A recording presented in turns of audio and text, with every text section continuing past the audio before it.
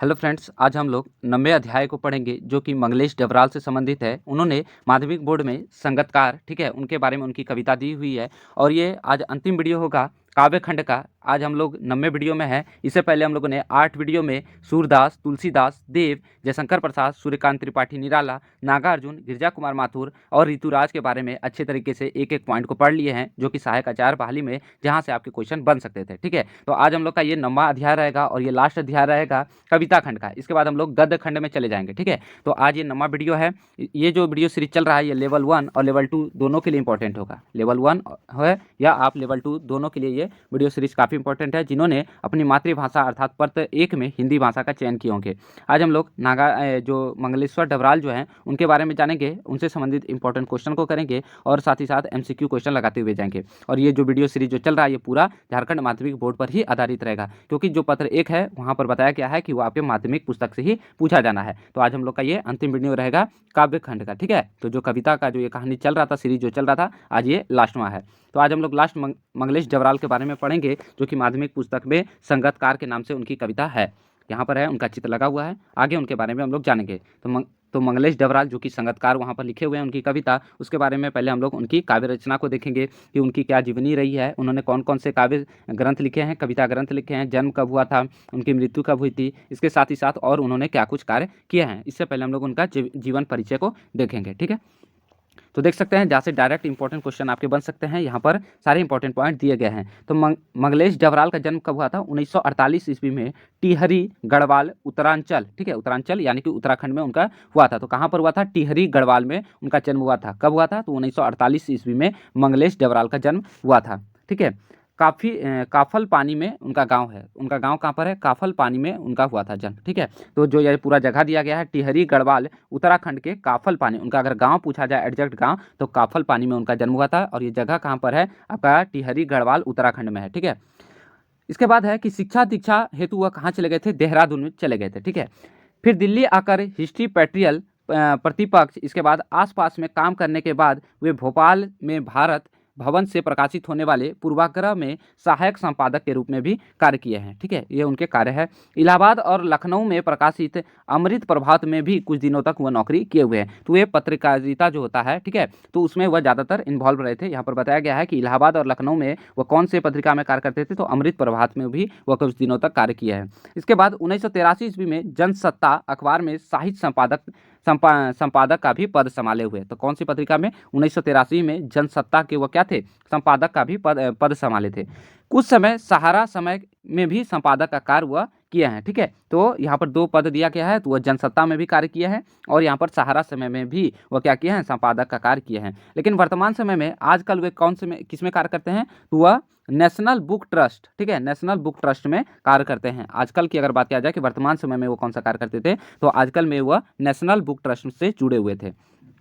मंगलेश डबराल की 4 कविता संग्रह प्रकाशित हुई थी। पहाड़ पर लालटेन, घर का रास्ता, हम जो देखते हैं और आज भी एक जगह है। ठीक है, तो ये सभी उनकी काव्य संग्रह है कि पहाड़ पर लालटेन, घर का रास्ता, हम जो देखते हैं और आवाज भी एक जगह है। ये सभी उनकी काव्य संग्रह है। ठीक है, यहाँ पर बताया गया है काव्य संग्रह के नाम।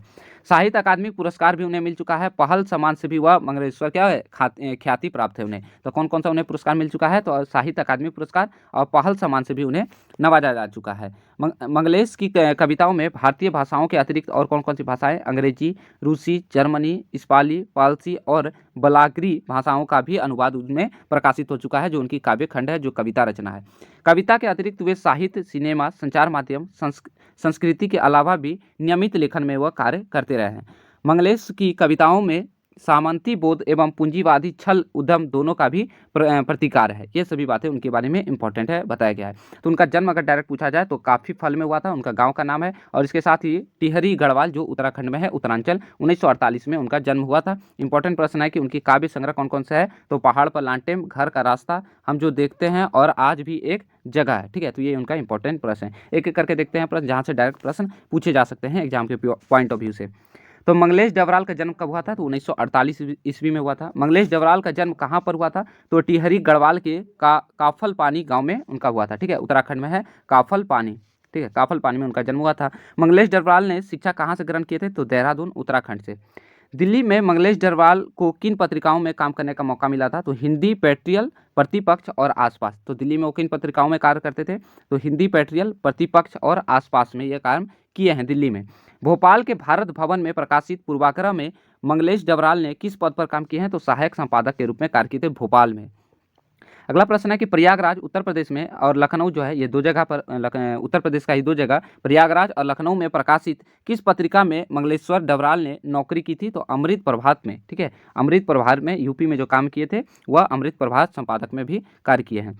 1983 ईस्वी में किस खबर में मंगलेश डबराल को साहित्य पुरस्कार साहित्य संपादक के रूप में संभालने का मौका मिला था? तो जनसत्ता में वो कार्य किए थे संपादक के रूप में। 1983 में किस संपादक में कार्य किए हैं? तो जनसत्ता में संपादक का कार्य संभाले हैं। अगला इंपॉर्टेंट पॉइंट है कि मंगलेश डबराल ने किस टेलीविजन टीवी चैनल में संपादन का कार्य किया है? तो सहारा समय में। ठीक है, संपादन और साहित्यकार के अतिरिक्त मंगलेश डबराल को किस रूप से व्याख्याति प्राप्त है? तो अनुवाद के रूप में भी वह उन्हें ख्याति प्राप्त है। ठीक है, व्याख्याति।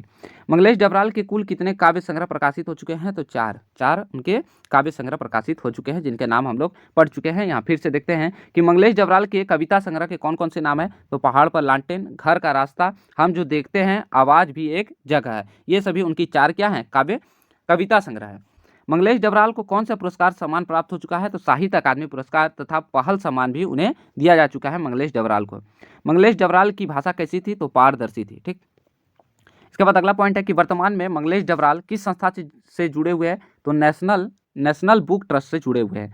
गायन में मुख्य गायक का साथ कौन देता है? तो संगीतकार देता है। ठीक है, तो देखते होंगे कोई अगर गाता है तो उसके पीछे पीछे भी एक आवाज़ जो आती है आता है, तो वह क्या होता है? वह संगीतकार का ही आवाज़ होता है जो उनके साथ साथ गाते हैं।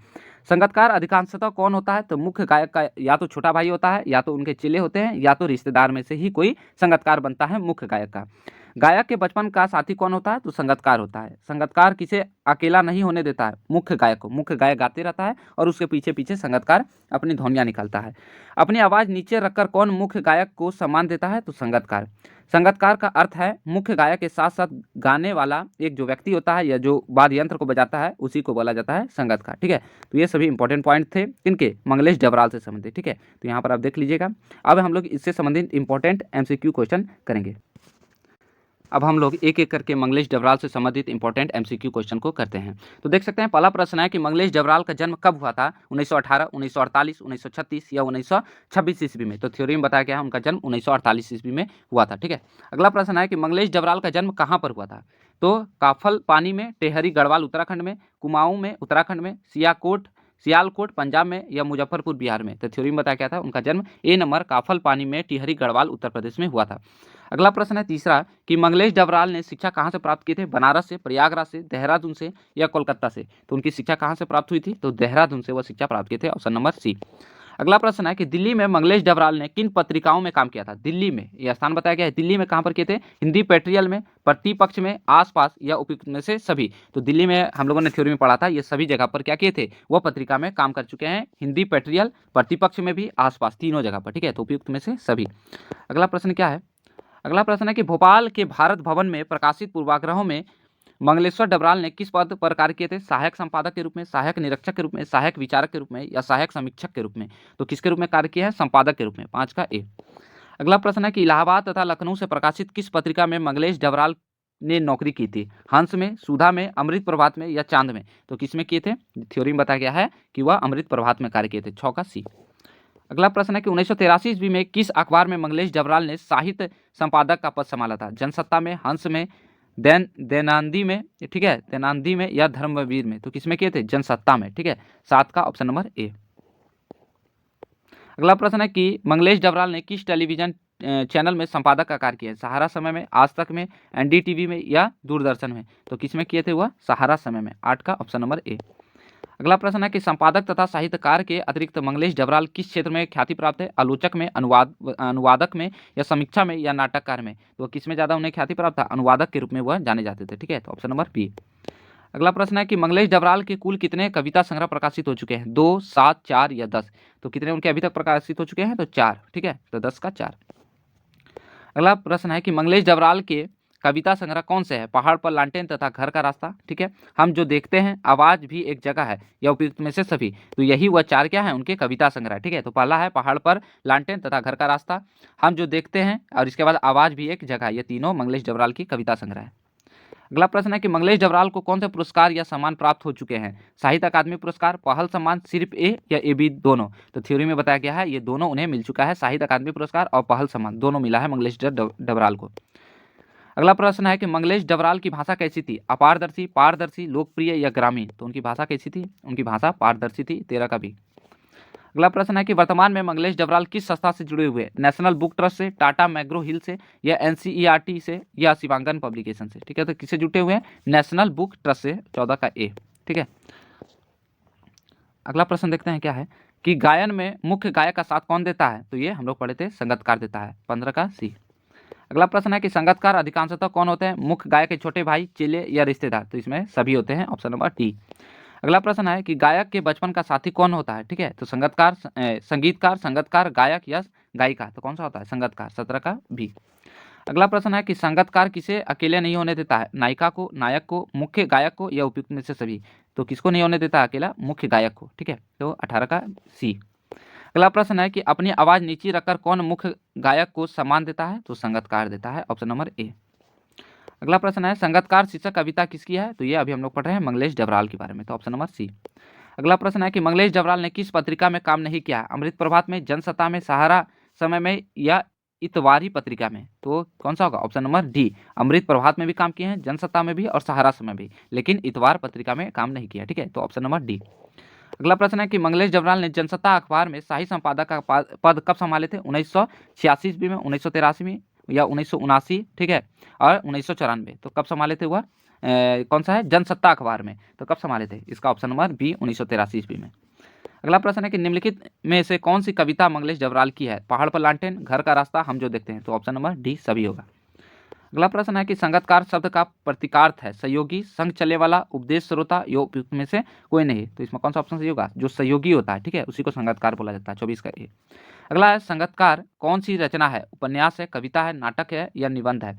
तो क्या चीज़ है? संगतकार जो है वह एक तरह का क्या है? आपकी कविता है, ठीक है, जो मंगलेश डबराल लिखे हैं। अगला प्रश्न है कि मुख्य गायक का गला किस में बैठता है? गीत में, तार सप्ताह में, या प्रतिभोज में, या रोग में? तो किस में बैठता है? उनकी तार सप्त में, ठीक है, जो वाद्य यंत्र होता है उसमें बैठता है। अगला प्रश्न है नौसिखिया किसे कहते हैं? जिसने अभी सीखना आरंभ किया हो, नया काम सीखने वाला, नौ बातें जानने वाला, या नई शिक्षा? तो कौन सा होगा? जो अभी हाल में जो तुरंत कोई चीज़ सीखता है तो उसी को बोला जाता है। जिसने अभी सीखना आरंभ किया है उसी को बोला जाता है नौसिखिया, ठीक है। तो 27 का ऑप्शन नंबर ए। अगला प्रश्न है कि तार सप्त किसे कहा जाता है? तो 28 का कौन सा ऑप्शन होगा? ए नंबर, सरगम के ऊंचे स्वर को, ठीक है। ये सभी ऑप्शन नहीं होगा, तो ऑप्शन नंबर ए, 28 का ए। अगला है कि संगतकार के धीमे स्वर में क्या निहित होता है? प्रेरणा, पीड़ा, मनुष्यता, या विफलता? तो क्या समाहित होता है? ऑप्शन नंबर सी, मनुष्यता। अगला प्रश्न है कि मनुष्यता का अर्थ क्या होता है? भलाई की भावना, बुराई की भावना, दोनों, या उपयुक्त में से कोई नहीं? तो कौन सी भावना होती है? भलाई की भावना मनुष्यता में। राग का अर्थ क्या होता है? राग का अर्थ ताल, लय, स्वर, दोनों, या कुछ नहीं? तो कौन सा ऑप्शन सही होगा? राग का मतलब होता है दोनों, ताल और लय स्वर दोनों होता है, ऑप्शन नंबर सी। लास्ट प्रश्न है किसकी आवाज को कमजोर तथा कांपती हुई बताया गया है? तो किसकी आवाज को? संगतकार को, ठीक है, वह पीछे पीछे गायन करता है, ठीक है। तो ये सभी क्या थे? 32। अच्छा, और भी प्रश्न है, 33वां नंबर भी अभी। 33वां है कि मुख्य, अच्छा इसका ऑप्शन कौन सा था? 32 नंबर था कि किसकी आवाज को कमजोर तथा कांपती हुई बताया गया है? तो किसकी ऑप्शन बताया गया? संगीतकार को, ठीक है।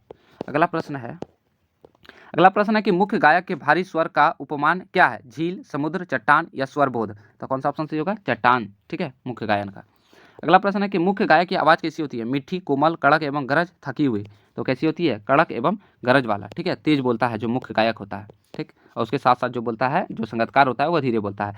किसको स्वर भूलने के पश्चात अपने बचपन की याद आती है? संगतकार को, नृत्यांगन को, या गायक को, या इनमें से कोई नहीं? तो कौन सा होगा? गायक को, ठीक है। तो ये 35 इंपॉर्टेंट प्रश्न थे, ठीक है, मंगलेश डबराल के बारे में, जहाँ से आपके प्रश्न पूछे जा सकते हैं, ठीक है। ये सभी कविता से लिए गए हैं, जो उनकी कविता जो है उसी के बारे में, संगतकार कविता से ये प्रश्न बने हैं। तो ये आज हम लोग का काव्य जो खंड था, जो कविता खंड था, मंगलेश्वर डबराल 9वें अध्याय में यहाँ खत्म होता है। इसके बाद हम लोग क्या करेंगे, कविता के बारे में, कहानी के बारे में पढ़ेंगे, जो स्वयं प्रकाश जो कविता है, जो कहानी है उसके बारे में। इसके बाद हम लोग का गद्य खंड स्टार्ट हो जाएगा। अगर वीडियो अच्छा लगा है तो जरूर लाइक कीजिएगा, ज़्यादा से ज़्यादा लोगों तक शेयर कीजिएगा।